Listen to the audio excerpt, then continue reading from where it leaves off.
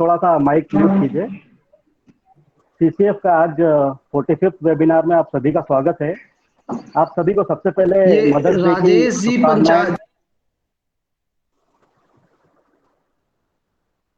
सभी को mother's day की सबसे पहले शुभकामनाएं देना चाहते हैं हम अपनी तरफ से।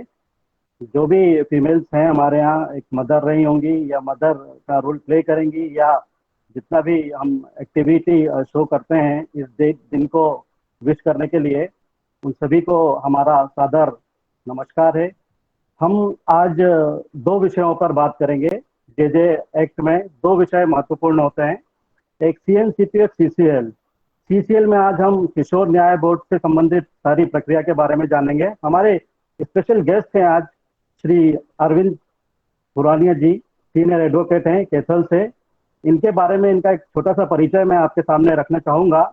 He is a train mediator and master trainer of various esteemed institutions like Haryana State Legal Service Authority, guest faculty resource person, Haryana Police Academy, Madhuban, Police, Punjab Police Academy, Philor, Haryana Institute of Public Administration, Gurugram, HIPA, Women and Child Department, Haryana State, Disaster Management Department, Haryana, and Haryana State AIDS Control Society.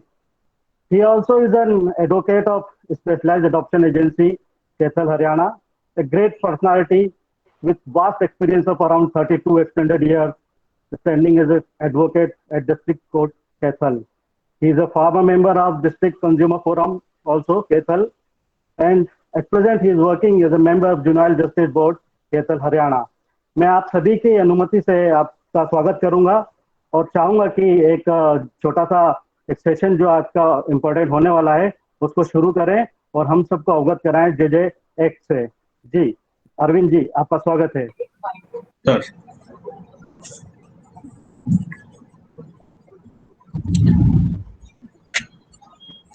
सबसे पहले मैं धन्यवाद करना चाहूंगा child conservation foundation India, राष्ट्रीय सेवा भारती और doctor Raghavendra Sharma, chairman CCF, Shri Anil Gaur, IT cell CCF, doctor Kripa Shankar Choubey, member CWC Bhopal, जिन्होंने मुझे इस प्रोग्राम में अपॉर्चुनिटी दी कि मैं आपसे रूबरू हो सकूं और जुवेनाइल जस्टिस बोर्ड में हमारी फंक्शनिंग कैसे होनी चाहिए उसके ऊपर मैं आपसे कुछ बातें शेयर कर सकूं, जो नॉलेज मुझे है उसको आपके साथ शेयर कर सकूं।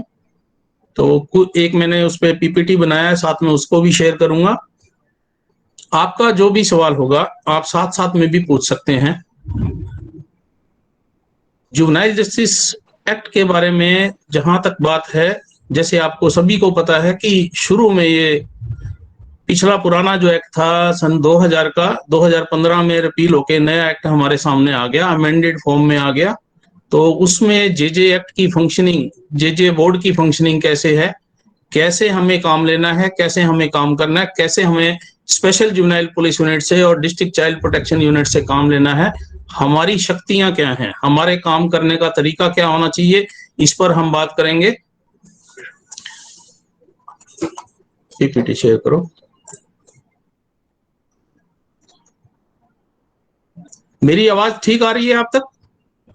ओके जी बिल्कुल, आपकी आवाज बहुत बढ़िया आ रही है। बट हम एक छोटा सा अपडेशन कर रहे हैं कि क्वेश्चन एंड आंसर का थोड़ा सा जो सेशन है हम एंड ऑफ द आपके सेशन के बाद रखेंगे, क्योंकि काफी सारा डिस्टर्बेंस होता है।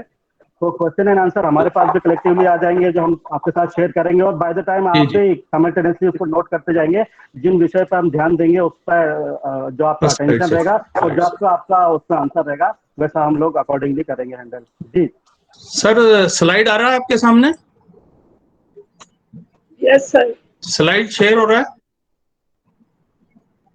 Yes sir. ओके आ रहा है। अच्छा, मैं रिक्वेस्ट करूंगा सभी से, मेरा इस स्लाइड पे नंबर है, आप नंबर नोट कर सकते हैं, बाद में भी क्वेश्चन पूछ सकते हैं कभी भी आपको जरूरत पड़े। 9416036400। मैं दोबारा रिपीट कर रहा हूं, 9416036400।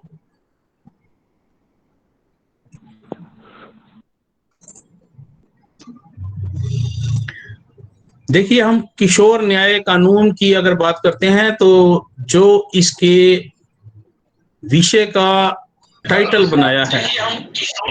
इसको अगर एक बार ध्यान से देखें, the juvenile justice care and protection of children act 2015, bracket में दिया है care and protection of children.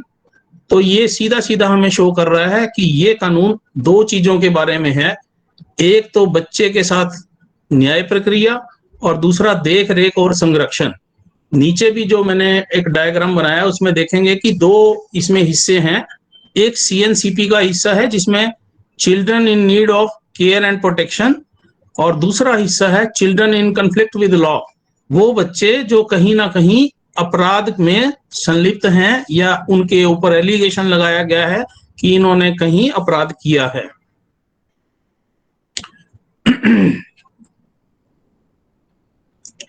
इस एक्ट का अगर हम बात करते हैं तो इस एक्ट का सीधा सीधा मसौदा ये है कि इसमें हर जगह, चाहे वो बच्चा सीएनसीपी का है, चाहे वो बच्चा इन कन्फ्लिक्ट विद लॉ है, हर जगह हर विषय में बच्चे के हित की बात की गई है,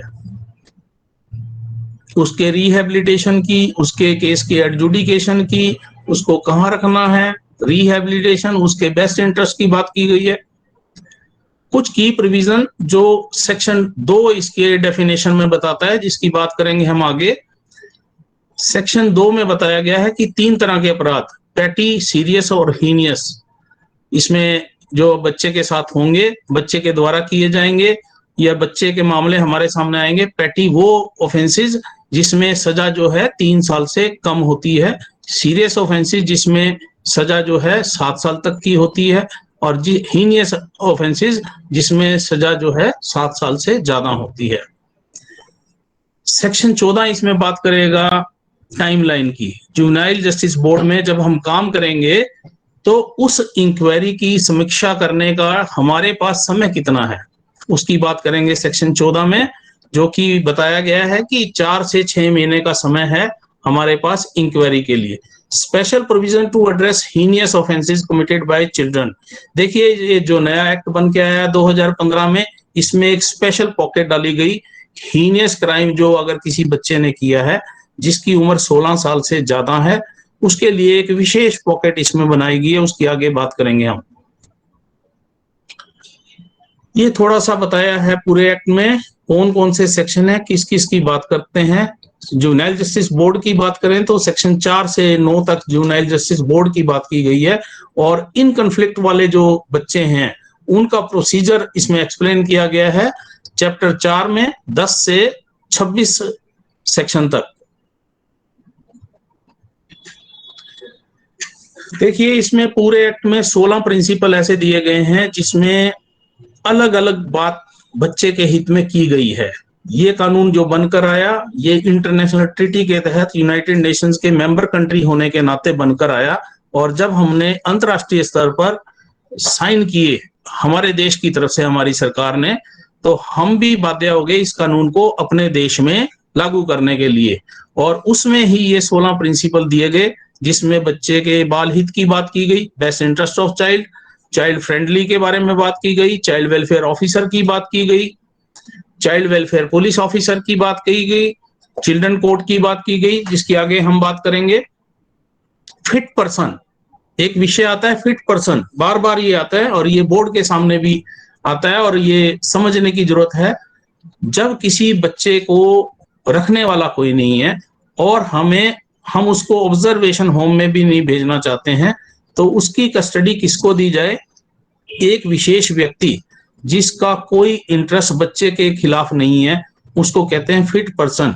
उसको बोर्ड कैसे फिट पर्सन को सिलेक्ट करेगा, उसका एक पूरा प्रोसीजर सेक्शन 2 के में 28 में दिया गया है कि कैसे बच्चे के फिट पर्सन के लिए नाम सुझाएगा डिस्ट्रिक्ट चाइल्ड प्रोटेक्शन यूनिट या स्पेशल जुवेनाइल पुलिस यूनिट, और उनसे इंक्वायरी होकर जब बोर्ड ये तसल्ली कर ले कि ये व्यक्ति प्रॉपर पर्सन है, इसका कोई इंटरेस्ट बच्चे के हित के खिलाफ नहीं है, इसको बच्चे की इंक्वायरी के दौरान कस्टडी दी जा सकती है, तो उसको फिट पर्सन डिक्लेयर किया जाता है। लेकिन फिट पर्सन डिक्लेयर करने के साथ साथ उस व्यक्ति का कंसेंट भी लेना आवश्यक होता है, और जब वो कंसेंट दे देता है तो हम उसको बच्चे को दे सकते हैं बोर्ड से। और साथ में हम ये भी डायरेक्शन दे सकते हैं स्पेशल जुवेनाइल पुलिस यूनिट को या डिस्ट्रिक्ट चाइल्ड प्रोटेक्शन यूनिट को कि वो भी उसके ऊपर ऑब्जर्वेशन रख सकते हैं। हीनियस क्राइम की बात की गई है सेक्शन 2 की सब क्लॉज 33 में, जिसमें बताया गया है कि जहां सजा जो है 7 साल से ज्यादा होती है उन विषयों को हीनियस ऑफेंसेस में ट्रीट किया जाएगा। सीरियस ऑफेंसेस मैंने आपको बताया कि जिसमें 7 साल तक की सजा का विषय है। फैटी ऑफेंसेस की बात की। Place of safety means any place or institution not being a police lockup or jail established separately or attached to the observation home or a special home, as the case may be, the person in charge of which is willing to receive and take care of children alleged or found to be in conflict with law by an order of the board or the children court, both during inquiry and ongoing rehabilitation। जब बच्चे को जो अपराध में संलिप्त है हमारे पास board में या चिल्ड्रन कोर्ट में लाया गया है, तो बोर्ड और चिल्ड्रन कोर्ट उस बच्चे को इंक्वायरी के दौरान ऑब्जर्वेशन होम में भेज सकते हैं। ये वो 16 प्रिंसिपल हैं जिनकी मैंने बात करी। Principle of presumption of innocence, principle of dignity and worth, principle of participation, हर जगह बच्चे को हर स्तर पर इंफॉर्मेशन और पार्टिसिपेशन का मौका देंगे। प्रिंसिपल ऑफ बेस्ट इंटरेस्ट, बच्चे के अच्छे हित की बात करेंगे। प्रिंसिपल ऑफ फैमिली रिस्पॉन्सिबिलिटी, कि जितना जल्दी हो सके बच्चे को फैमिली के साथ जोड़ा जाएगा। प्रिंसिपल ऑफ सेफ्टी, उसकी सुरक्षा की बात की गई है। पॉजिटिव मेजर्स लेंगे उसके बारे में।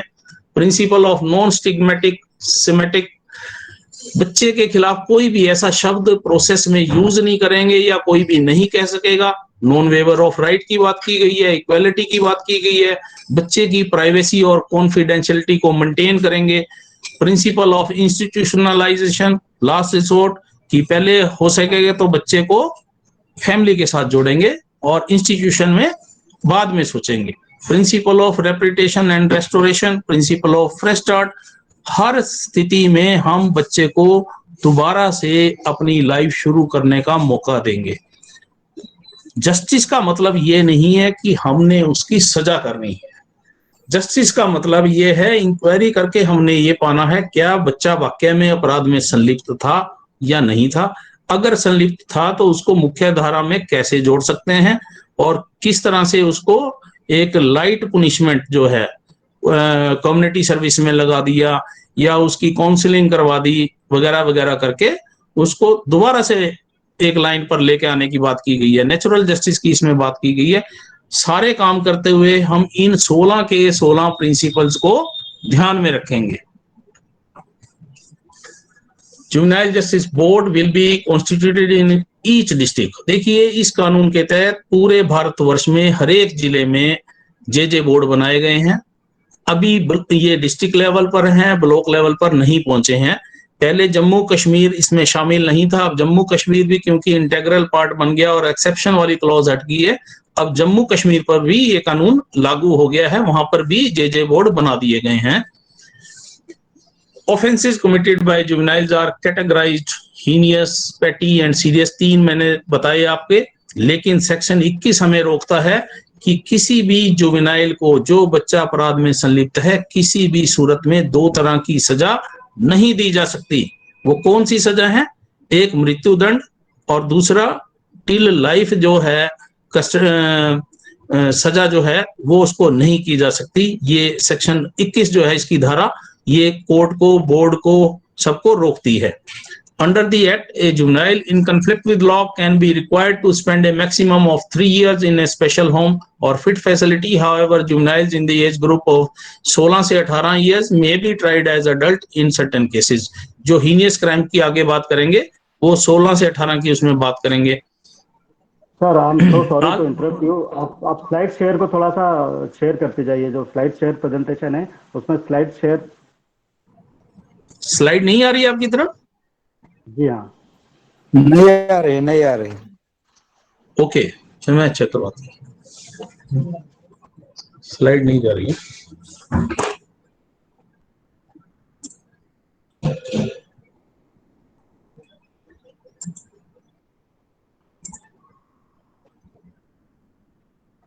अभी आ रही है? अभी शेयरिंग हो रही है स्लाइड की? नो सर, जी नहीं, अभी नहीं हो रही है। अभी भी नहीं आ रही है। ओके।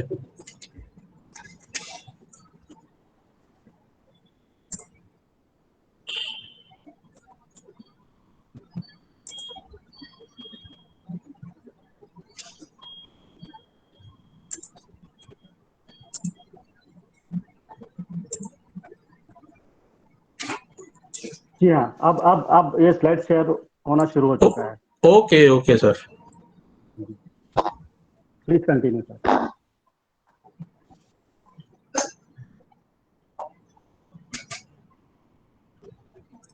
देखिए इस स्लाइड पे आप गौर करें तो इसमें दो कैटेगरीज, एक तो है सीएनसीपी वाले बच्चे कहाँ रखे जाएंगे, और दूसरे हैं child in conflict with law, CICL वाले बच्चे कहाँ रखे जाएंगे या भेजे जाएंगे। अगर हम फर्स्ट पॉकेट में देखेंगे, एरो का निशान नीचे की तरफ आ रहा है, सेक्शन 29 उसमें एक्सप्लेन करता है कि इन बच्चों को जो 18 साल तक के हैं, इनको हम चिल्ड्रन होम में, शेल्टर होम में, स्पेशलाइज्ड अडॉप्शन एजेंसी में, जैसा कि केस है वहां पर भेजेंगे। मैं साथ में ही बता दूं कि स्पेशलाइज्ड अडॉप्शन एजेंसी में जो बच्चे होते हैं वो 0 से 6 साल तक के होते हैं, और उसके बाद के बच्चे 18 साल तक जो हैं चिल्ड्रन होम में या शेल्टर होम में रखे जाते हैं। और इसी तरह जुवेनाइल जस्टिस बोर्ड में पेंडिंग इंक्वायरी वाले जो बच्चे होते हैं, जिनको पेश कर दिया स्पेशल जुवेनाइल पुलिस यूनिट ने आपके पास बोर्ड के अंदर ड्यूरिंग पेंडेंसी ऑफ इंक्वायरी, उसको हम भेजते हैं ऑब्जर्वेशन होम में। और जब वो अपराध में संलिप्त पाए जाते हैं और कोई सजा अगर कर दी गई है तो उनको हम भेज देते हैं फिर स्पेशल होम में। और अगर कोई स्पेशल कैटेगरी के बच्चे हैं जो हीनियस क्राइम वाले हैं या जिनकी 18 से ऊपर एज हो गई है, तो उसको हम प्लेस ऑफ सेफ्टी में भेज देते हैं और आफ्टर केयर का उसमें प्रोविजन रहता है। तो ये थोड़ा सा स्लाइड से एक्सप्लेन करने की कोशिश की है, इसको नोट कर सकते हैं आप। तो स्लाइड जो फॉर्मेशन है बोर्ड की, जी सारी स्लाइड दिख रही है, आप स्लाइड शेयर को थोड़ा सा एक्सप्लोर कीजिए इंडिविजुअल स्लाइड पे। स्लाइड नहीं आ रही है आपके पास? जी स्लाइड सारी दिख रही है, एक स्लाइड स्टेगनेंट है ओनली, और वो ओके सर इंडिविजुअल स्लाइड नहीं शो हो रही। ओके ओके सर स्लाइड आ रही है इसको, लेकिन आप क्लिक करते जाएंगे तो 1 2 3 4 इस टाइप से वो होता जाएगा। अच्छा करिए।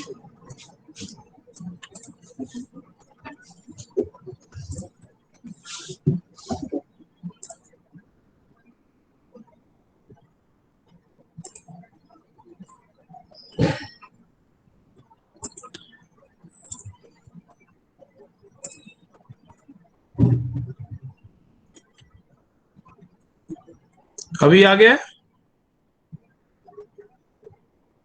जी आप स्लाइड शेयर पे आप क्लिक कर दीजिए, स्लाइड शेयर पे ले लीजिए आप इसको, फुल स्क्रीन स्लाइड शेयर। अब हो रहा है सर? जी हाँ।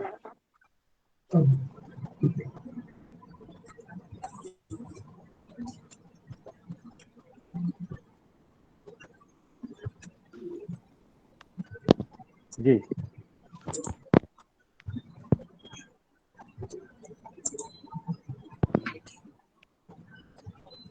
जी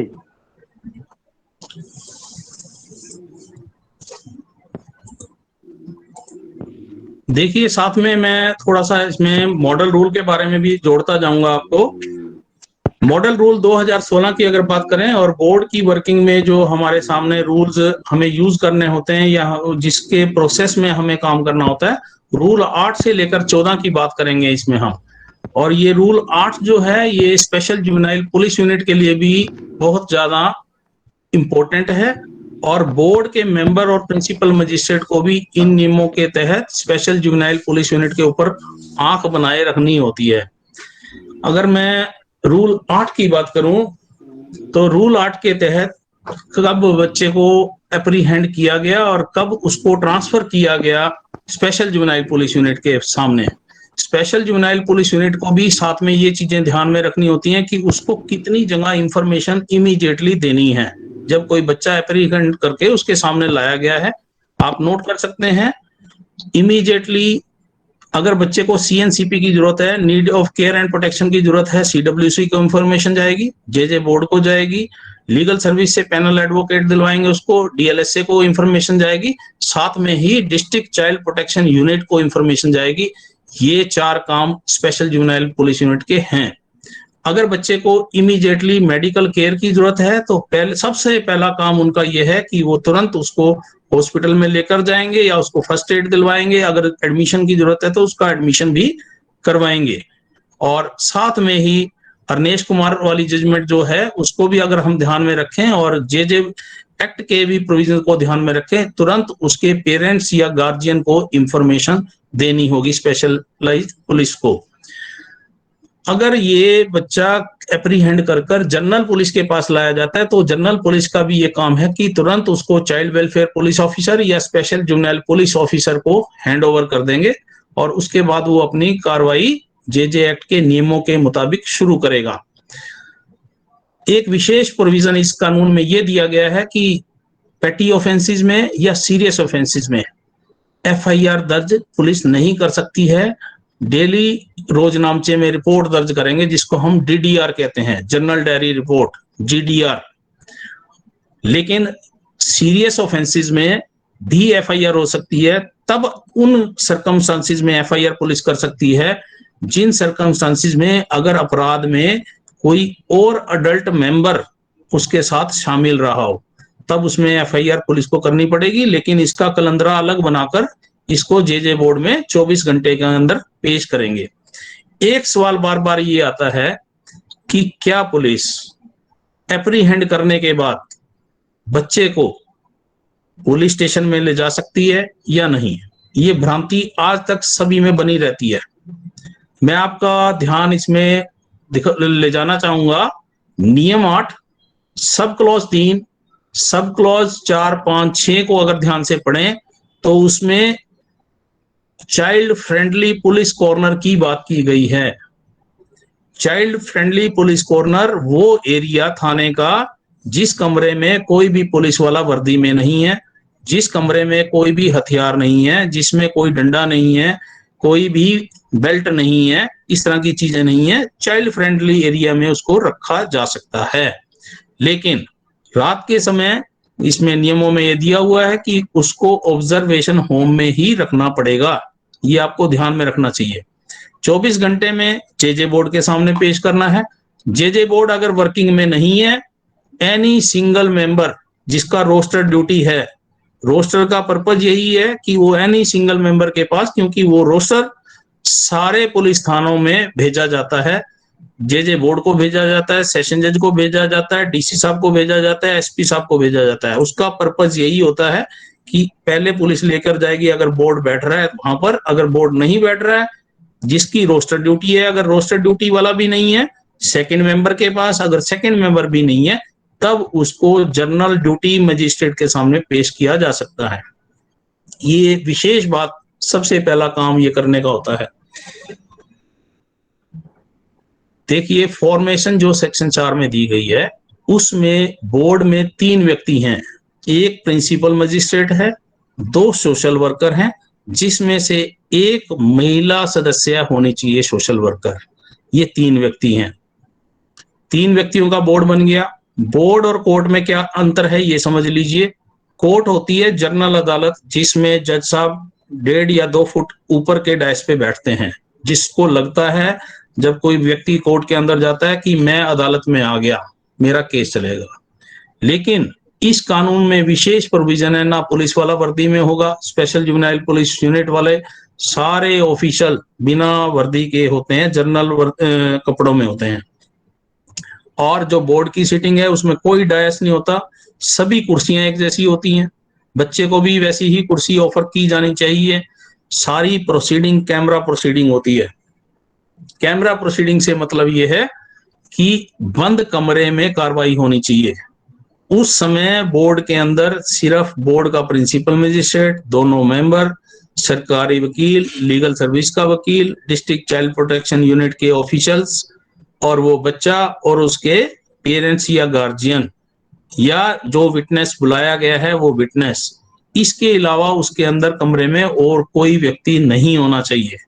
इसी कानून में विशेष निर्देश ये भी हैं, और जो हमने सेक्शन 3 में 16 प्रिंसिपल देखे कि बच्चे के आपराधिक मामले की पूरी जानकारी गोपनीय रखी जाएगी।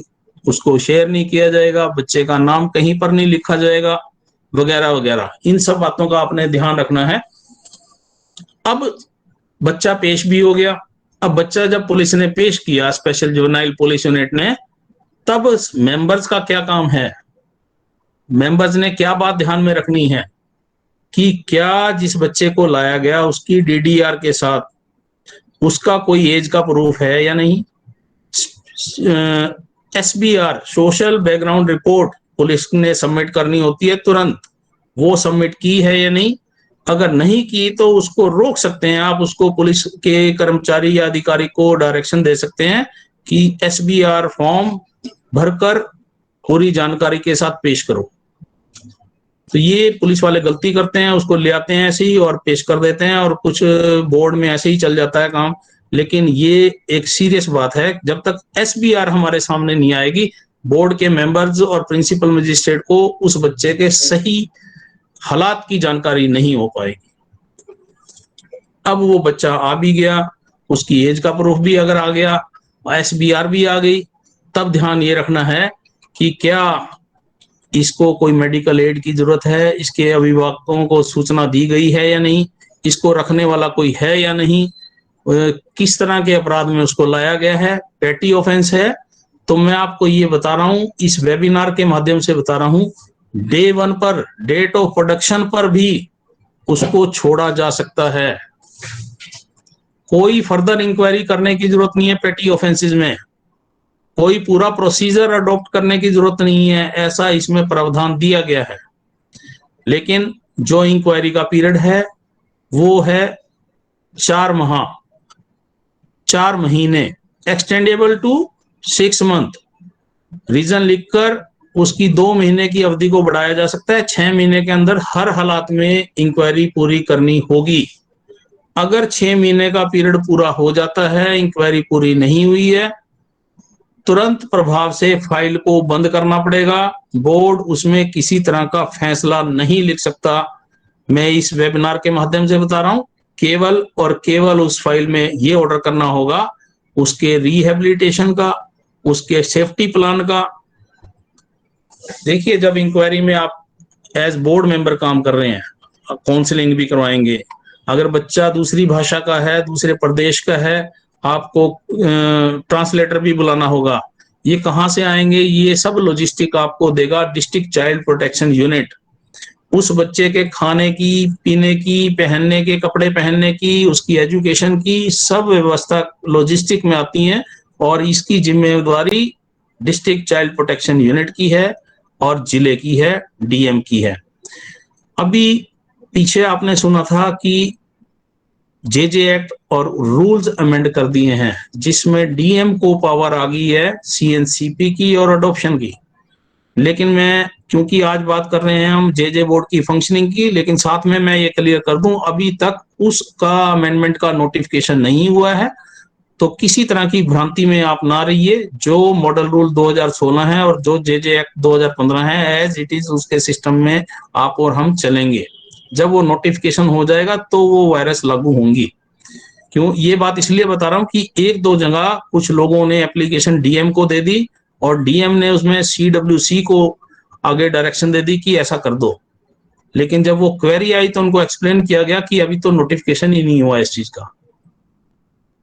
अब बच्चा पेश कर दिया, रखने की बात आ गई, रिहेबिलिटेशन की बात आ गई। पहली बात तो एक्ट ये कहता है कि जहां तक हो सके उसको बेल पर छोड़ना है, लेकिन किन सर्कमस्टांसिस में उसकी बेल नहीं लेनी है, मैं ये सवाल आपसे पूछना चाहता हूं। कोई भी इसमें एक्सप्लेन कर सकता है? एक बार स्लाइड बंद कर दो, उसमें आ जाए। आप में से कोई बताना चाहेगा कि बेल को रिफ्यूज कब किया जा सकता है या कब करना चाहिए? जी सर। आप सभी काम करते हैं। धनिया साहब, Yes. इसको वन वे ही रहने दीजिए, आखिरी में बात करेंगे, नहीं तो फिर वो हो नहीं पाता है। ठीक है सर, ठीक है। वो हीनियस क्राइम्स में, ओपन सेशन में रखा जाएगा। हीनियस क्राइम्स में नहीं दे सकते बेल। जहां पर बच्चे की खुद की सुरक्षा की हमें दिक्कत लग रही है, अगर बच्चे को छोड़ा गया, बोर्ड ये समझता है कि ये दूसरे अपराधियों के साथ मिल के काम करेगा या उनके गलत कामों में साथ देगा या उनकी गलत संगति में आ जाएगा, उन स्थितियों में ही बेल नहीं देनी है। अन्यथा बेल, कानून ये कहता है कि बेल बच्चे को मिलनी चाहिए, पेटी ऑफेंसेस में, सीरियस ऑफेंसेस में। स्क्रीन चला दो।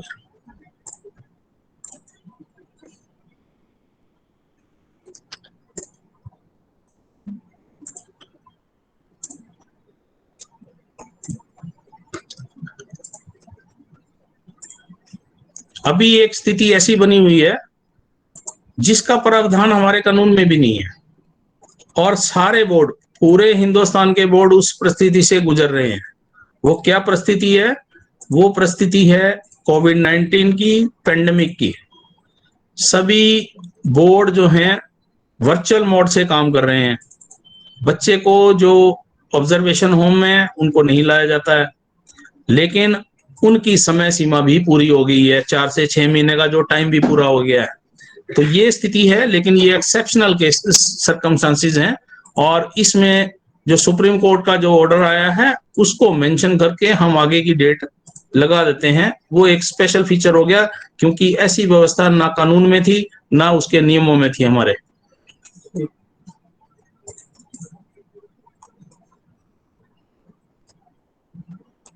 स्क्रीन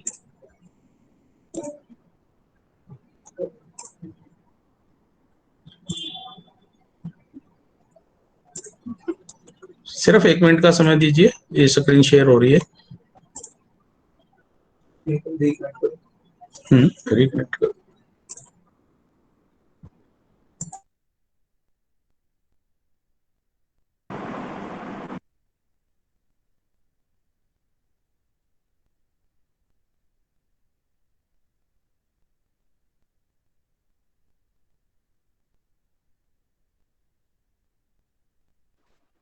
साथियों, by the time screen share होती है मिस्टर खुरानिया की तरफ से, जब तक हम आपसे आग्रह करते हैं कि जो लोग इस वेबिनार को ज्वाइन नहीं कर पाए हैं डायरेक्टली, वो फेसबुक के थ्रू हमें ज्वाइन कर सकते हैं।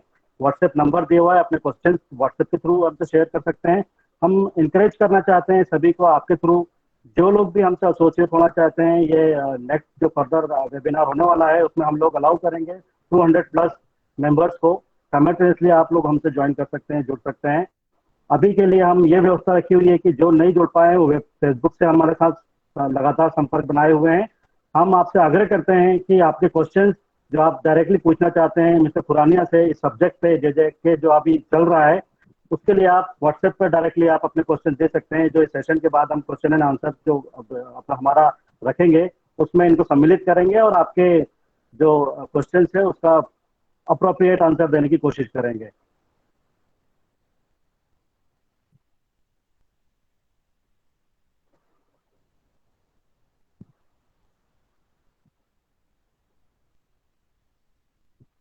खुरानिया साहब जुड़ गए आप?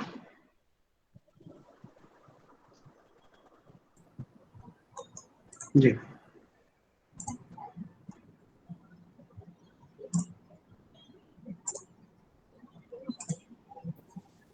नमस्कार जी।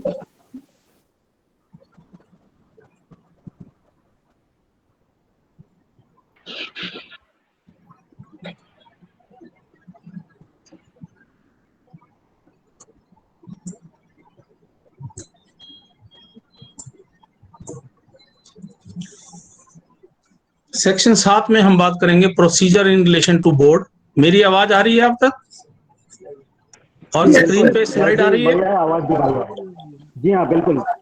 ओके, देखिए अब बोर्ड में हम क्या क्या काम करेंगे। और board shall ensure that all procedure are child friendly, कि जो प्रोसीजर चलेगा, जैसा मैंने बताया कि बैठने की जो जगह है, प्लेस ऑफ सिटिंग, वो कोर्ट नहीं लगनी चाहिए, आम कमरा लगना चाहिए। चाइल्ड फ्रेंडली एनवायरनमेंट होना चाहिए वहाँ का। Child in conflict with law may be produced before an individual member, जैसा मैंने आपको बताया। No order pass by the board shall be invalid due to the reason of absence of any member during any proceeding।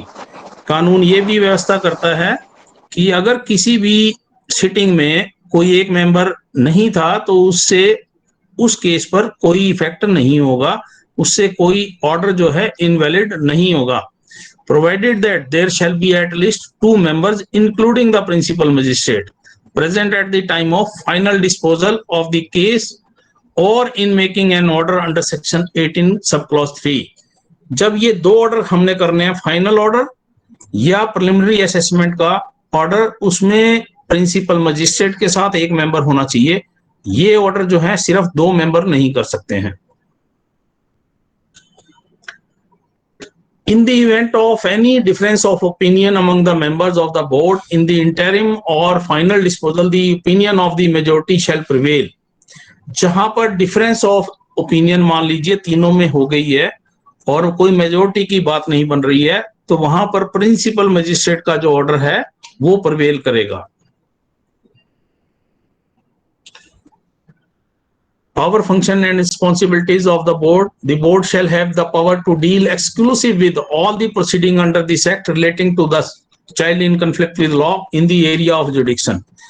जो उस board की जुडिक्शन है, जिस जिले में वो काम कर रहा है, उस जुडिक्शन के सारे केसेस बच्चों से संबंधित उस बोर्ड के पास लाए जाएंगे। The same power may be exercised by the High Court and the Children Court under section 19 or in appeal, revision or otherwise। Similar power of the board has to be exercised by the High Court as well as the Children Court। ये कानून कहता है the function and responsibilities of the board ensuring the participation of the CCL। CCL का मतलब मैं repeat कर देता हूँ, child in conflict with law and the parents in every step। ये हमने इंश्योर करना है। क्यों इंश्योर करना है कि जो सेक्शन 3 में 16 प्रिंसिपल दिए गए थे, उसमें ये बात की गई है कि हर स्टेज पर, हर स्टेप पर बच्चे को पार्टिसिपेशन का मौका इंश्योर करेंगे हम और सारी इंफॉर्मेशन उसको देते रहेंगे। Ensuring that the child's rights are protected। बच्चों के जो अधिकार हैं उनको भी हमने सुरक्षित रखना है, इंश्योर करेगा board. Ensuring availability of legal aid। बच्चे के पास वकील नहीं है, बच्चे को उसके कानूनी हक दिलवाने के लिए प्रोविजन किया गया है कि डिस्ट्रिक्ट लीगल अथॉरिटी से या सब डिवीजन लीगल सर्विसेज से हम DLSA से एडवोकेट की सुविधा उसको मुफ्त दिलवा सकते हैं। ये प्रावधान जुवेनाइल जस्टिस एक्ट में भी है और लीगल सर्विस अथॉरिटी एक्ट के सेक्शन 12 भी ये कहता है कि बच्चों को फ्री लीगल एड देनी है। Board shell provide interpreter translator if so required. अगर हमें दुभाषीय की और जरूरत है तो हम डिस्ट्रिक्ट चाइल्ड प्रोटेक्शन यूनिट के द्वारा बोर्ड जो है प्रोवाइड करेगा उसकी इंक्वायरी को पूरा करने के लिए। The functions and responsibilities of the board: directing the probation officer, child welfare officer, social worker to undertake a social investigation within 15 days of first production। जिस दिन बच्चे को पेश किया गया, एक रिपोर्ट तो दी स्पेशल जुवेनाइल पुलिस यूनिट ने, जिसको हमने कहा social background report, IO sign करके देता है, वो पहले दिन जब बच्चे को पेश करता है तब देता है। उसके बाद 15 दिन का हम ऑर्डर कर देते हैं डिस्ट्रिक्ट चाइल्ड प्रोटेक्शन यूनिट में से PO को या CWO को या सोशल वर्कर को कि इसकी सोशल इन्वेस्टिगेशन रिपोर्ट सबमिट करेंगे वो बोर्ड के पास। अब देखिए दोनों रिपोर्ट्स में फर्क है।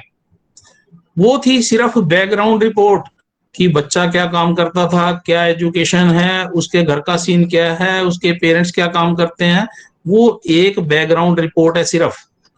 ये है investigating report, social investigation report SIR।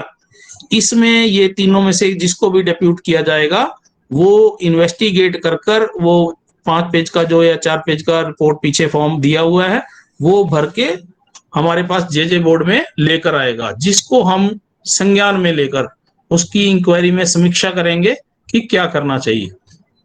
Adjudicate and dispose of cases of CCL as per section 14।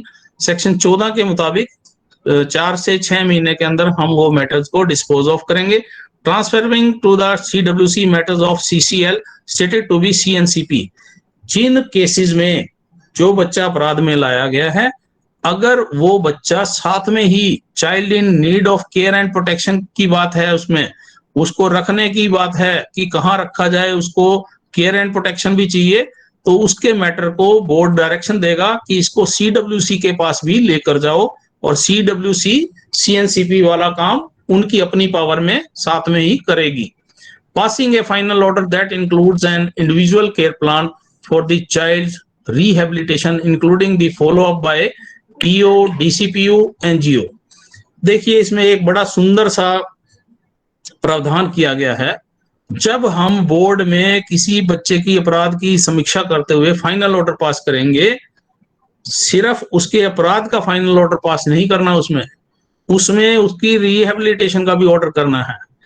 कहाँ पर रखा जाएगा, पेरेंट्स हैं या नहीं है, पेरेंट्स को के पास रखा जाना चाहिए या नहीं रखा जाना चाहिए, जो उसका individual care plan, safety plan बनाकर दिया है डिस्ट्रिक्ट चाइल्ड प्रोटेक्शन यूनिट ने या स्पेशल जुवेनाइल पुलिस यूनिट ने, उसको संज्ञान में लेकर और आप खुद इंटरव्यू कर उसको रखेंगे और पीओ को या डीसीपीओ को या किसी नॉन गवर्नमेंट ऑर्गेनाइजेशन की ड्यूटी लगाएंगे कि उसका फॉलो अप रखें और रिपोर्ट दें। Conducting inquiry for declaring fit person regarding care of CCL, जैसा मैंने बताया था कि फिट पर्सन कैसे अपॉइंट किया जाता है, उसके पास रखा जाएगा। अगर फिर भी उसके पास हम छोड़ते हैं तो उसकी भी मॉनिटरिंग का फॉलो अप ले सकते हैं पीओ, डीसीपीओ या एनजीओ या सोशल वर्कर के द्वारा। Conducting at least 1 inspection visit every month of residential facilities for CCL। कौन सी है रेजिडेंशियल फैसिलिटी CCL की? Observation home, special home, place of safety, इनमें भी हमें अगर आपके एरिया में है तो मंथली विजिट करना होता है। वहां पर इंस्पेक्शन करके उसकी क्वालिटी को इंप्रूव करने के लिए हम डिस्ट्रिक्ट चाइल्ड प्रोटेक्शन यूनिट को लिख सकते हैं और अगर जरूरत पड़ती है तो स्टेट गवर्नमेंट को भी हम रिकमेंड कर सकते हैं कि इसमें ये सुधारों की जरूरत है, ये कमियां हमने नोट की हैं। इसी तरह जेल का विजिट भी इसमें दिया गया है। Order the police for registration of FIR for offences committed against any CCL on a complaint made in this regard। देखिए बोर्ड के पास ये विशेष पावर है, अगर child in conflict with law लाया गया है और कोई हमारे बात संज्ञान में आती है तो हम डायरेक्शन दे सकते हैं पुलिस को कि उस बारे में FIR दर्ज करके कार्रवाई करे। Order the police for registration of FIR for offences committed against any CNCP on a written complaint by CWC। अगर चाइल्ड वेलफेयर कमेटी के संज्ञान में कोई ऐसी बात आती है CNCP वाले बच्चे के बारे में और उनको लगता है कि FIR इसमें दर्ज होनी चाहिए, तो वो अपनी रिपोर्ट अपने रिकमेंडेशन के साथ भेजेंगे बोर्ड के पास और बोर्ड ही वो अथॉरिटी है जो डायरेक्शन दे सकता है पुलिस को FIR दर्ज करने के बारे में। Conducting regular inspection of jails, जो आपके जिले में सब डिवीजन में अडल्ट जेल हैं, बड़े लोगों की जेल हैं जिसमें 18 साल से ऊपर के अपराधी रखे जाते हैं, वहां पर भी एक मंथली विजिट बोर्ड के मेंबर्स का, बोर्ड का बनता है। वहां पर यह चेक किया जाता है कि कोई व्यक्ति ऐसा तो नहीं जो कि जुवेनाइल है और उसको बड़ी जेल में बंद कर दिया बड़े लोगों के साथ जिनकी उम्र 18 साल से ज्यादा है। वो इंश्योर करेंगे और फिर उसकी व्यवस्था करेंगे, ऑर्डर पास करेंगे कि उस बच्चे को इमीडिएटली ऑब्जर्वेशन होम में शिफ्ट किया जाए। एनी अदर फंक्शन एज में बी प्रेस्क्राइब्ड, सेक्शन 8 के आखिर में यह कहा गया है कि एनी अदर फंक्शन अगर जरूरत पड़े तो उसके बारे में भी अगर नियमों में कहीं उल्लेख आता है तो वो कार्य भी बोर्ड करेगा। अब हम बात करेंगे धारा 9 सेक्शन 9 की, procedure to be followed by a magistrate who has not been empowered under this act. देखिए आप लोग सभी एक बात को समझ लीजिए, जब बोर्ड कॉन्स्टिट्यूट हो गया जिसमें एक प्रिंसिपल मजिस्ट्रेट है, 2 मेंबर हैं जिसमें से एक मेंबर जो है लेडी मेंबर है, ऐसी स्थिति में रोस्टर ड्यूटी बनाई जाती है 15 दिन की या 10-10 दिन की बारी बारी से। लेकिन अगर कभी भी प्रिंसिपल मजिस्ट्रेट भी नहीं है, दोनों मेंबर भी नहीं है और बोर्ड की सीटिंग भी नहीं है, केवल उसी स्थिति में जनरल मजिस्ट्रेट के सामने बच्चे को पेश किया जा सकता है, अदरवाइज नहीं। अगर कहीं पर बच्चे को प्रिंसिपल मजिस्ट्रेट की एब्सेंस में या बोर्ड की सीटिंग ना होने की वजह से मजिस्ट्रेट के सामने पेश किया गया जबकि मेंबर अवेलेबल है, तो वो प्रोडक्शन गलत है। आप उस चीज के ऊपर ऑब्जेक्शन कर सकते हैं। आपको मजिस्ट्रेट वाली पावर दी गई है, आपका डेजिग्नेशन मेंबर है बीइंग सोशल वर्कर, लेकिन CRPC के तहत आपको मजिस्ट्रेट की पावर दी गई है। तो ये आपकी जुडिक्शन है उस बच्चे के बारे में संज्ञान लेना, और वो रोस्टर ड्यूटी जो है रोटेट की जाती है, भेजी जाती है हर एक थाने में, ताकि वो बच्चे को सही जगह सही व्यक्ति के पास पेश कर सकें जरूरत के समय में।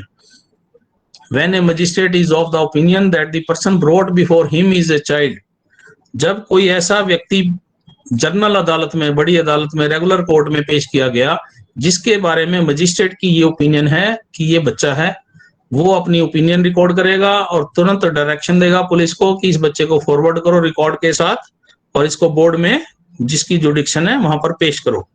इन case any person claims the plea of juvenility, मान लीजिए मैं एक कोर्ट में पेश हुआ और मैंने वहां पर जज साहब को पेश होकर एप्लीकेशन दे दी या जबानी भी कह दिया कि मेरी जन्म तिथि ये है और मैं बच्चा था अपराध के दिन, मुझे गलत अदालत में पेश किया गया है, कोर्ट को तुरंत प्रभाव से सारा काम छोड़ के पहले उसकी जुवेनाइलिटी की प्ली को डिसाइड करना होगा। इंक्वायरी करेंगे, उसकी एविडेंस इकट्ठी करेंगे और फाइंडिंग देकर उसको डिसाइड करेंगे। अगर वो बच्चा पाया जाता है तो उसको बोर्ड में भेज देंगे, अगर वो अडल्ट पाया जाता है तो उसी कोर्ट में काम चलेगा। Provided that such A claim may be raised before any court even after final disposal of the case. देखिए सेक्शन 9 की सब क्लॉज 3 ये बड़ी इंपॉर्टेंट है। मान लीजिए किसी केस में गलती से भी किसी बच्चे की एज अडल्ट सजा कर दी, सजा भी होगी, फैसला भी हो गया, उसको जेल में भी भेज दिया, लेकिन वहां पर जाने के बाद या उसकी नॉलेज में तब आ गया कि मैं तो डेट ऑफ क्राइम, जब वो घटना घटी थी उस समय मैं बच्चा था, मेरी उम्र 18 साल से कम थी, तो उसकी एप्लीकेशन लेनी पड़ेगी, कंसीडर करनी पड़ेगी, डिसाइड करनी पड़ेगी। और अगर वो पाया जाता है कि उसकी उम्र 18 साल से कम थी, वो फैसला रद्द समझा जाएगा, उस फैसले का कोई इफेक्ट उस पर नहीं आएगा और वो मैटर बोर्ड को एंट्रस्ट कर दिया जाएगा कि उसका कॉग्निजेंस ले और उसका डिसाइड करे। If the court upheld that such person was a child on the date of commission of offence, ये बात मैंने आपको बता दी। In case such person is required to be kept in protective custody, such person may be placed in a place of safety during the period of inquiry। अब मान लीजिए कि protective custody चाहिए उसकी और उसकी उम्र भी 18 साल से ऊपर होगी है, तो उस प्लेस ऑफ सेफ्टी में उसको हम भेज देंगे, उसको ऑब्जर्वेशन होम में नहीं भेजेंगे। अब बात करेंगे हम चैप्टर 4 की, procedure in relation to children in conflict with law. थोड़ा जल्दी जल्दी कराऊंगा, समय सीमा भी है। सेक्शन 10 बात करता है apprehension of child alleged to be CCL, जो बच्चे अपराध में संलिप्त हैं, जिन बच्चों को पकड़ के लाया गया है, पकड़ा गया है, सेक्शन 10 उसकी बात करता है। Such child shall be placed under the charge of special juvenile police unit, और स्पेशल जुवेनाइल पुलिस यूनिट जो है बोर्ड के सामने 24 घंटे में पेश कर देगी। लेकिन अगर बच्चे को कहीं बाहर से लाया जा रहा है तो जो उसका यात्रा का समय है वो इस 24 घंटे के समय में इंक्लूड नहीं होगा, वो हटा दिया जाएगा। यानी कि यात्रा का समय और 24 घंटे उसके अंदर उसको पेश करना होगा। Provided that the CCL is no case be placed in police lockup और जेल, ये एक एहतियात इसमें डायरेक्शन दी गई है। सीधा सीधा ये सेक्शन बोल रहा है कि उस बच्चे को पुलिस के लॉकअप में या जेल में नहीं रखा जा सकता। रखना है तो उसको ऑब्जर्वेशन होम में रखना पड़ेगा, थाने में ले जाने की जरूरत है तो उसको चाइल्ड फ्रेंडली कॉर्नर में ही लेके जाएंगे, जैसे मैंने नियम 8, 3, 4, 5, 6 में आपको बताया था।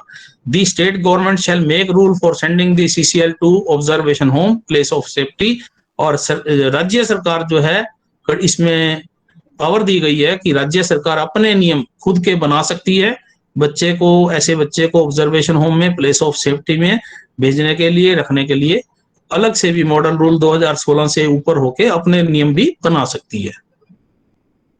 सेक्शन 11 की बात करेंगे हम। Role of person in whose charge child in conflict with law is placed, जिसको बच्चे की कस्टडी दी गई है, चाहे वो स्पेशल जुवेनाइल पुलिस यूनिट है या अदरवाइज है, वो उस बच्चे की सारी जिम्मेवारी उस व्यक्ति की है, उसकी मेंटेनेंस, उसके खाने पीने की व्यवस्था वगैरह वगैरह। मैंने आपको पहले भी बताया था कि कपड़े, खाना इत्यादि के लिए ये लॉजिस्टिक सप्लाई करना डिस्ट्रिक्ट चाइल्ड प्रोटेक्शन यूनिट का एक जिम्मेवारी है। तो स्पेशल जुवेनाइल पुलिस यूनिट को वहां से ये लॉजिस्टिक अवेल करके इसको दे सकते हैं। सेक्शन 12 में आ जाएंगे, bail to a person who is apparently a child alleged to be in conflict with law. जैसा मैंने आपको पहले बताया था कि केवल और केवल एक ही वजह है जिसकी वजह से हम उसको बेल नहीं देते हैं, कि अगर इसकी बेल ली गई ये किसी अपराधियों के चक्कर में आ जाएगा या इसकी खुद की जान को खतरा हो सकता है, अदरवाइज उसकी बेल लेनी है, उसको पर्सनल बेल बॉन्ड पे भी छोड़ा जा सकता है। सेक्शन 13 में बात करें information to parents, guardian, probation officers, section 13 कहता है कि जैसे ही किसी बच्चे को एप्रीहेंड किया जाता है तुरंत प्रभाव से उसकी सूचना पेरेंट्स, गार्जियन वगैरह को देनी होती है। सेक्शन 14 में इंक्वायरी बाय बोर्ड, पूरा प्रोसीजर ले डाउन है सेक्शन 14 में इंक्वायरी का। 4 से 6 महीने का समय। प्रिलिमिनरी असेसमेंट की बात की गई है, जहां पर हम 16 से 18 वाले हीनियस क्राइम के बच्चे जहां पर आते हैं उनकी प्रिलिमिनरी असेसमेंट करेगा जो बोर्ड। सेक्शन 15 में 15 दिन के अंदर वो असेसमेंट करनी है। उसमें हम काउंसलर की हेल्प ले सकते हैं, साइकोलॉजिस्ट की ले सकते हैं, डॉक्टर की ले सकते हैं, थर्ड पर्सन की भी हेल्प उसमें ले सकते हैं।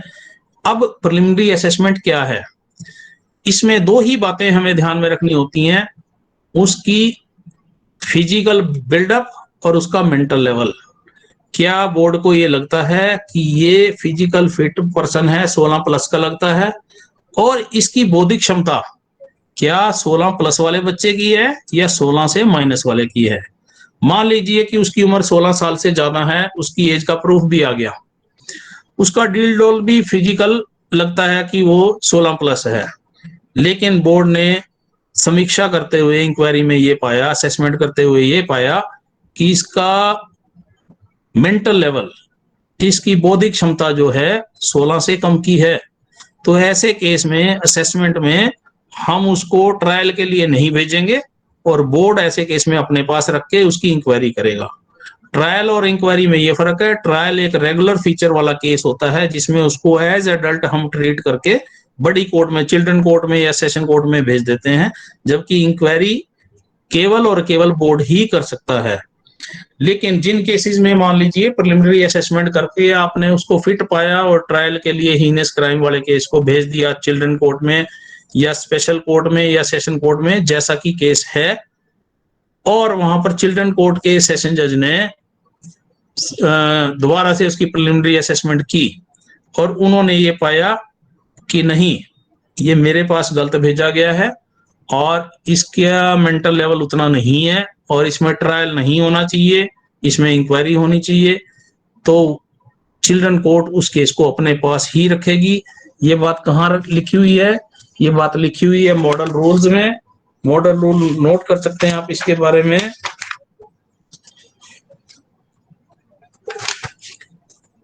Rule 13 sub clause 7। खुरानी साहब समय का थोड़ा सा ध्यान रखेंगे। जी सर, मैं जल्दी इसको समअप करता हूँ, ये नोट कर लेंगे, बड़ा इंपॉर्टेंट है। Rule 13 sub clause 7, where the children court decide that there is no need for trial of the child as an adult and that it shall decide the matter itself, ये अपने आप ही decide करेगी।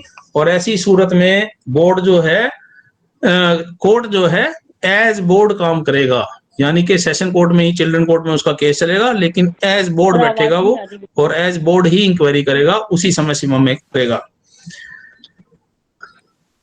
Section 16 explain करता है review of pendency of inquiry को, बार बार review करते हैं सभी डीएम, डीजे, सीजेएम इसको रिव्यू करते हैं। सेक्शन 17 में order regarding a child not found to be in conflict with law, जिसमें इन कन्फ्लिक्ट विद लॉ नहीं पाया गया तो हम उसमें बात करेंगे रिहेबिलिटेशन की, उसके छोड़ने की, उसको रखने की, उसके प्लेस ऑफ उसकी सिक्योरिटी की, सुरक्षा की बात करेंगे। Section 18 order regarding child found to be in conflict with law, जहां पर वो इन कन्फ्लिक्ट विद लॉ पाया गया है तब बोर्ड उसमें ये सोचेगा कि इसको मुख्य धारा में जोड़ना है तो इसको क्या करना चाहिए, इसको लाइट पनिशमेंट क्या दे सकते हैं, कम्युनिटी सर्विसेज में भेजेंगे या कैसे रखेंगे, और ज्यादा से ज्यादा सजा का प्रोविजन जो है 3 साल तक का है। और सेक्शन 19 एक्सप्लेन करता है पावर ऑफ चिल्ड्रन कोर्ट को। Section 20 child attain age of 21 years and yet to complete prescribed term of stay in place of safety, उसकी समीक्षा करके फिर उसको बड़ी जेल में भी 21 साल के बाद भेजा जा सकता है।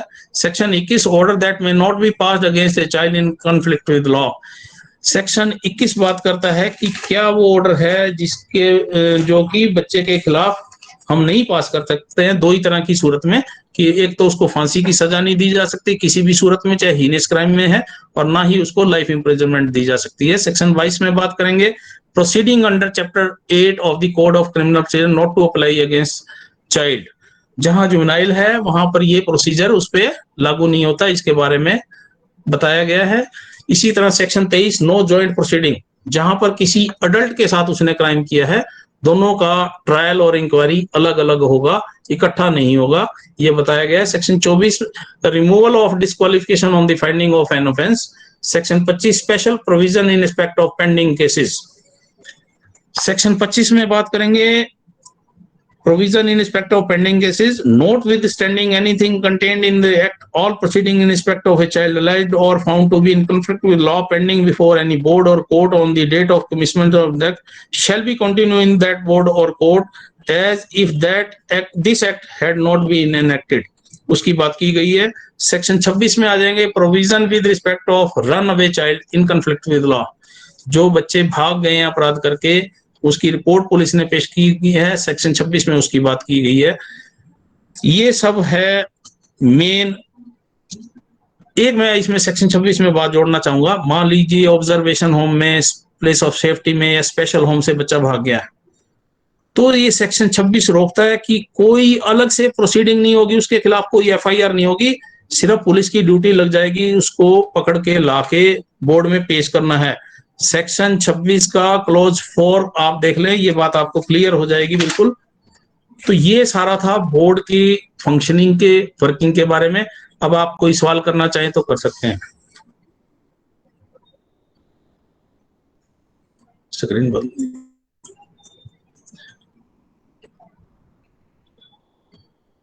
आपके मन में जो भी सवाल है आप पूछ सकते हैं बोर्ड में, बोर्ड की फंक्शनिंग जेजे एक्ट के तहत।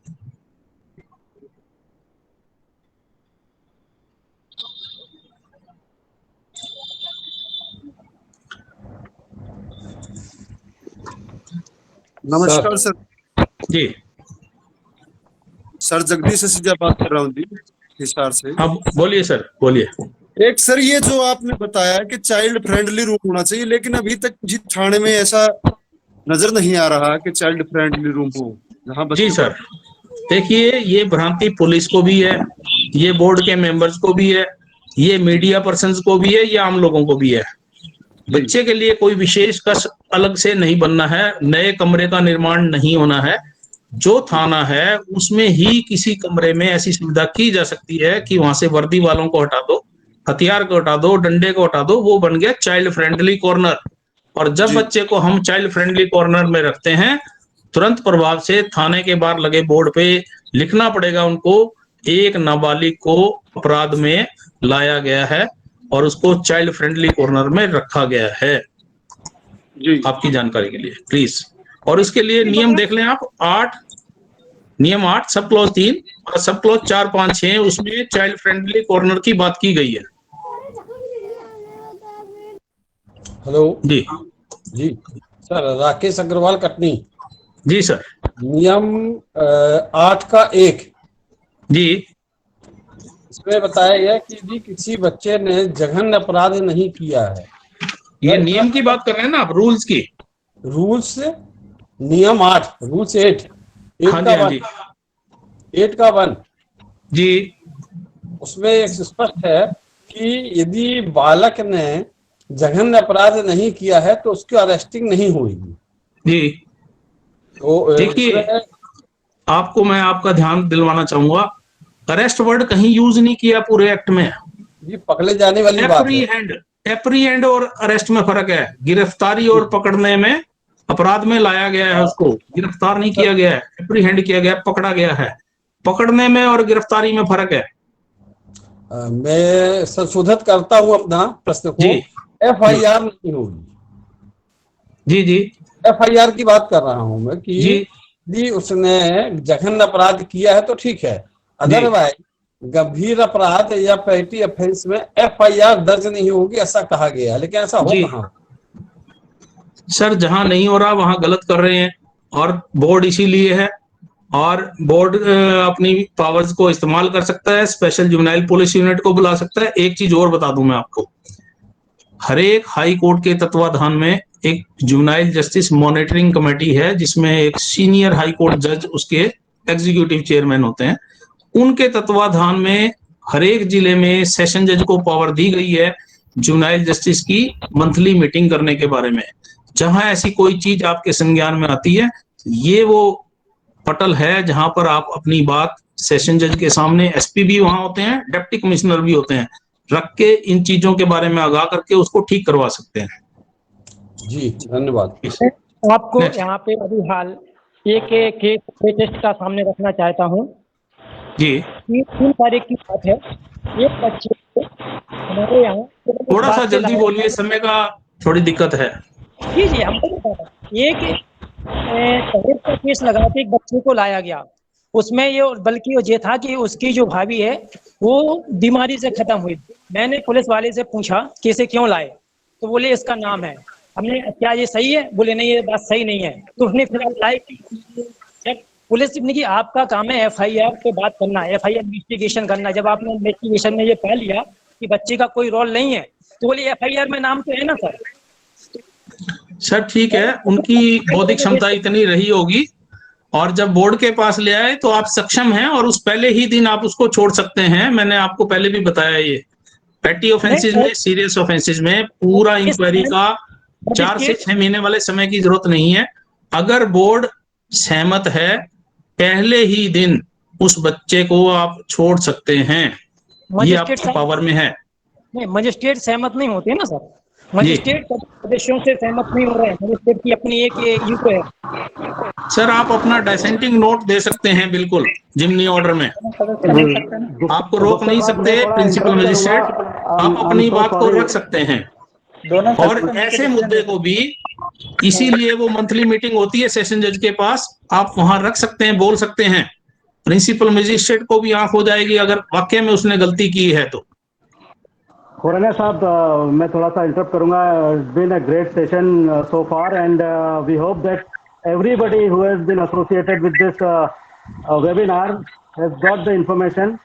अभी एक छोटा सा हम लोग एक हमारे साथ में दूसरे भी स्पीकर जुड़े हुए हैं, एक ब्रीफ 5 मिनट का मैं उनको भी समय देना चाहूंगा।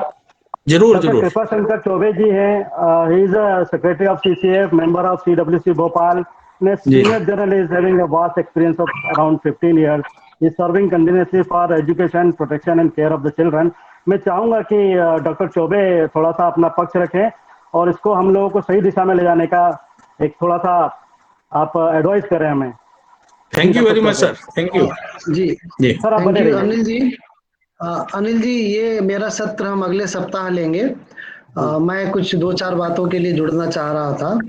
एक तो मैं आप सभी से बहुत खेद व्यक्त करता हूँ, क्षमा चाहता हूँ कि आज थोड़ा सा मिसमैनेजमेंट हो गया और हम 100 से ज्यादा प्रतिभागियों को नहीं जोड़ पाए। काफी लोगों को तकलीफ हुई है।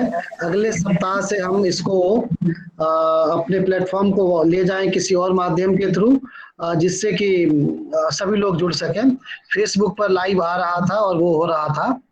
और साथ ही मैं अरविंद जी का बहुत बहुत धन्यवाद देना चाहूँगा, जिन्होंने अपने व्यस्ततम समय से निकाल के हम सबको बहुत ही क्लैरिटी के साथ, मैं कहूँगा बहुत ही क्लैरिटी के साथ जे बोर्ड की पूरी प्रक्रिया से अवगत कराया। प्रश्न उत्तर हम लेंगे, उसके पहले जैसा कि हमारी परंपरा रही है, हमारे माननीय अध्यक्ष जी से आग्रह करते हैं कि वो अपना 2 शब्द दें और हमें मार्गदर्शन दें।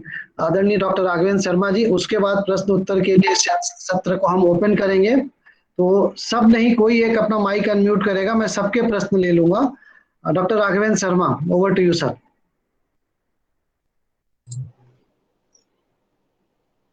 धन्यवाद डॉक्टर कृपाशंकर जी।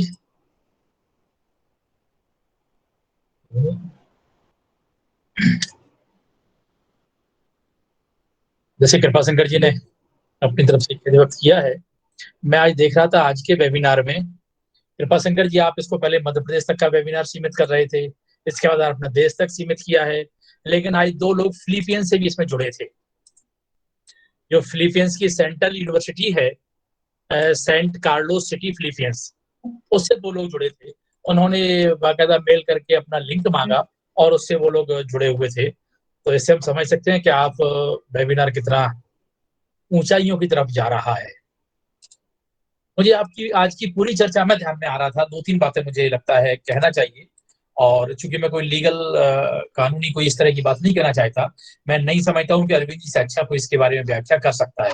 इसलिए मैं आदरणीय अरविंद जी का बहुत बहुत धन्यवाद देता हूं, जिन्होंने इतने अच्छे शब्दों में हम सबको, इतने सरल शब्दों में, और मैं कहूं कि उनका जो 20 साल 30 साल का जो अनुभव है वो उन्होंने एक निचोड़ के रूप में हम सबके सामने रख दिया है। तो हम बड़े सौभाग्यशाली हैं कि 40 साल में हम जो अर्जित कर सकते थे वो हमें एक वेबिनार में मिला है। अब ये हमारी क्षमता है, हम इसको कितना ग्रहण कर सकते हैं, अरविंद जी ने तो हमें बहुत अच्छी तरह से इसको बताया है। मैं अक्सर बोलता हूं कि वास्तव में कानून एक ऐसी व्यवस्था है, या कहें कि कानून के बारे में जो कानून के बड़े बड़े जानकार लोग हैं, उन्होंने जो कानून की परिभाषाएं दी हैं वो वास्तव में बड़ी ही चौंकाने वाली या हैं। जैसे किसी ने कहा है कि कानून एक ऐसा मकड़ जाल है। कानून को बहुत सरल नहीं बताया, कानून एक ऐसा मकड़ जाल है जिसको बड़े बड़े टिड्डे तो तोड़कर निकल जाते हैं और छोटे छोटे कीट पतंगे फंस के मर जाते हैं। दूसरा किसी ने बोला है, किसी ने कहा कि भारत के पूर्व राष्ट्रपति महोदय ने हाई कोर्ट की 50वीं वर्षगांठ पर एक बार बोला था, उन्होंने कहा था, अदालतें इबादत गाह नहीं हैं बल्कि जुआ घर हैं, यहाँ सब कुछ गोटी की चाल पर निर्भर करता है। जब इतना कठिन कानून है, इतनी कठिन व्यवस्था है, इन सब में से हमें उन नन्हे मुन्ने बच्चों को निकाल करके लाना है जो अपना भला बुरा नहीं समझते। तो वास्तव में हमारी जिम्मेदारी बहुत बड़ी हो जाती है, इतनी बड़ी हो जाती है कि हम उसकी कल्पना भी नहीं कर सकते। इसलिए मैं अक्सर बोलता हूं कि हम जिस काम को कर रहे हैं, जिस काम में आप लोगों को व्यवस्था या प्रकृति ने भेजा है, वास्तव में वो काम आपके लिए ही निर्धारित था, इसीलिए आप कर रहे हैं। इसलिए आप यह मानिए कि यह कार्य ही ईश्वर की सच्ची सेवा है, क्योंकि कानून का बन जाना पर्याप्त नहीं होता है। मैं अभी एक दिन शिक्षा के अधिकार अधिनियम को पढ़ रहा था तो मुझे ध्यान में आया कि 1870 में ब्रिटेन में पहली बार शिक्षा अधिकार अधिनियम लागू हुआ। जब 1870 में ब्रिटेन में हुआ तो 1882 में 1882 में एक भारतीय शिक्षा आयोग भी बना,